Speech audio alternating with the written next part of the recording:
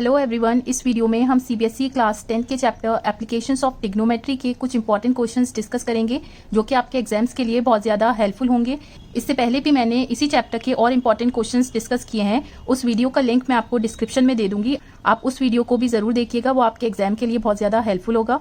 और अगर आपको वीडियो समझ आए, वीडियोज़ अच्छी लगें तो प्लीज़ वीडियो को लाइक ज़रूर कीजिएगा, शेयर कीजिएगा और चैनल को सब्सक्राइब कीजिएगा। So now let's start with question number 1। तो क्वेश्चन में गिवन है कि एक वाटर लेक है। यहाँ हमने पानी के सरफेस को AB से रिप्रेजेंट करा है, राइट। आगे गिवन है कि इस वाटर सरफेस से 10 मीटर ऊपर एक पॉइंट है, इसको ज्वाइन कर देते हैं, ये 10 मीटर है। और जब हम इस पॉइंट से क्लाउड को देखते हैं तो एंगल ऑफ एलिवेशन क्या है, 30 डिग्री। तो हमने क्लाउड को पॉइंट Q से रिप्रेजेंट कर दिया है। अब हम एक हॉरिजॉन्टल ड्रॉ करते हैं, तो हमें पॉइंट P से क्लाउड को देखना है, तो हम इन दोनों को ज्वाइन कर देते हैं।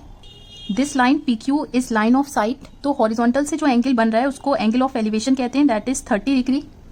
अब गिवन है कि इस क्लाउड का पानी में जो इमेज बन रही है, तो अगर हम इस पॉइंट से उस इमेज को देखेंगे तो जो एंगल ऑफ डिप्रेशन है वो 60 डिग्री है। तो फर्स्ट ऑफ ऑल आप इमेज बनाइए। तो देखिए, पानी में जो इमेज बनती है उसकी प्रॉपर्टी ये होती है कि पानी से ऊपर जितनी भी दूरी पर ऑब्जेक्ट रखा हुआ है उतनी ही दूरी पर पानी से नीचे इमेज बनेगी। तो से this is point Q dash. इस प्रॉपर्टी से हम कह सकते हैं कि अगर हम इसको ज्वाइन करें तो BQ जो है वो BQ डैश के बराबर होगा।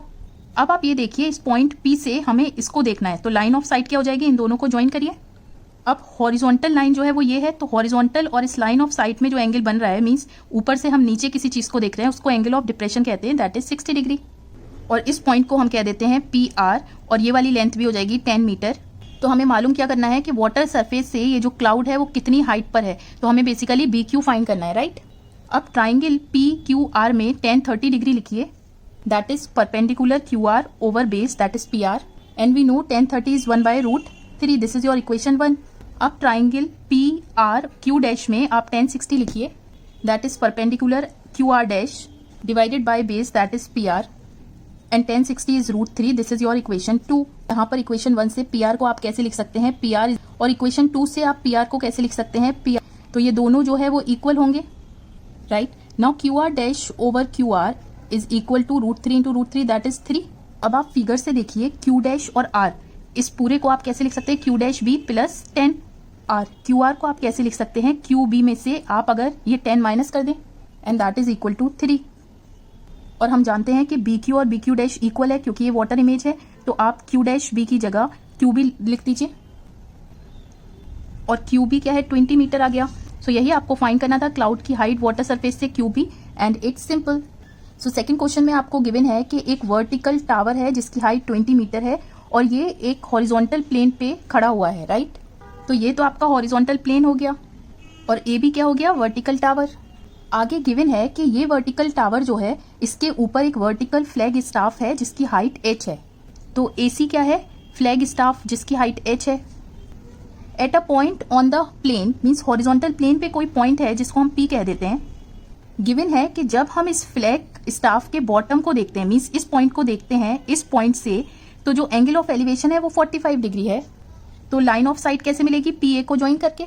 तो हॉरिजॉन्टल से एंगल क्या बना रहा है, 45 डिग्री। इसको एंगल ऑफ एलिवेशन कहते हैं जब हम नीचे से कोई ऊपर चीज देखें। और जब हम इस फ्लैग के टॉप को देख रहे हैं, मीन्स इसको देख रहे हैं, तो एंगल ऑफ एलिवेशन है 60 डिग्री। तो लाइन ऑफ साइट क्या हो गई, PC को ज्वाइन करिए। तो हॉरिजॉन्टल लाइन से अब क्या एंगल बन रहा है, 60 डिग्री। आपको फाइंड क्या करना है, सिंपली H की वैल्यू फाइंड करनी है। अब ट्राइंगल PAB में आप tan 45 मालूम करिए, दैट इज परपेंडिकुलर AB, और बेस क्या है आपके पास PB। tan 45 we know it is 1, AB क्या है 20, तो PB क्या हो गया। अब ट्राइंगल PCB में आप tan 60 मालूम करिए, perpendicular that is BC over PB।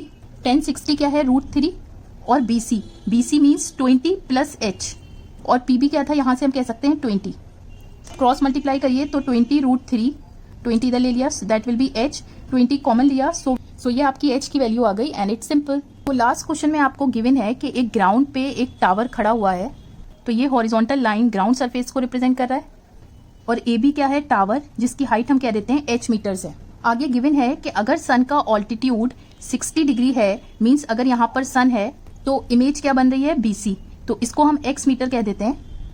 और जब सन का ऑल्टीट्यूड 30 डिग्री हो गया, मीन्स सन जो है वो हटके अगर इधर आ गया, तो ये जो इमेज थी X मीटर की, ये 40 मीटर बढ़ जाएगी, मीन्स ये वाली लेंथ क्या हो जाएगी, C D will be 40 metre. तो आपको फाइंड क्या करना है, इस टावर की हाइट दैट इज h। अब ट्राइंगल ए बी सी में tan 60 डिग्री फाइंड करिए, दिस इज इक्वेशन 1। अब ट्राइंगल ए बी डी में tan 30 डिग्री फाइंड करिए। Now tan 30 degree is 1/√3, A B is h और बी डी क्या हो जाएगा, x + 40।